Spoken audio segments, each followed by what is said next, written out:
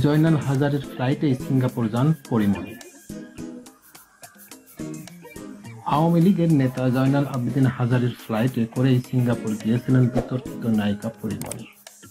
Facebook লাইভে জয়নাল হাজারী বলেন, সম্রাটের এক সঙ্গী আরমান তাকে নিয়ে সিঙ্গাপুর যান।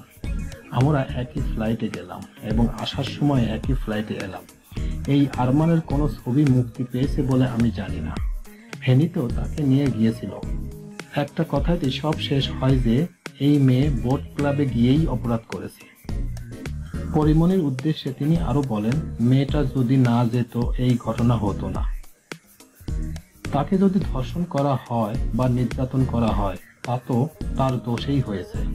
সে তো জানে ওই ক্লাবে কি হয়, মদ খাওয়া হয়, জুয়া খেলা হয়। আমি যদি জেনে শুনে বাঘের মুখে পড়ি, বাঘ তো আমাকে খাবেই।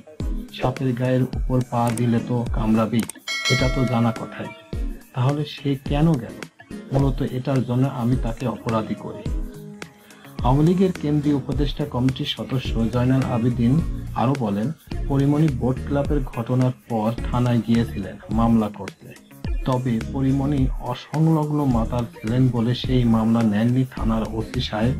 আমার প্রশ্ন হচ্ছে, সে যদি মাতাল হয় তাকে সঙ্গে সঙ্গে গ্রেফতার করে হাসপাতালে নিয়ে ওয়াশ করার নিয়ম, কিন্তু তখন তা কেন করা হলো না? ডিবির যুগ্ম কমিশনার হারুনুর রশিদ এক বক্তব্যে সাহস পেয়েছেন জানিয়ে হাজারী আরো বলেন, হারুন সাহেব বলেছেন, মেয়েটি যদি ওখানে না যেত এই অবাঞ্ছিত ঘটনা ঘটতো না। হ্যাঁ, এটাই ঠিক।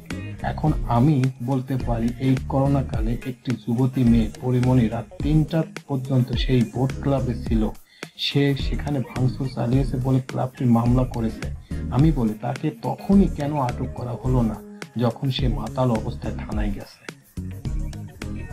প্রিয় ভিউয়ার্স, আমার এই তথ্যগুলো যদি আপনাদের একটুখানি ভালো লেগে থাকে তাহলে অবশ্যই লাইক, কমেন্ট এবং শেয়ার করবেন।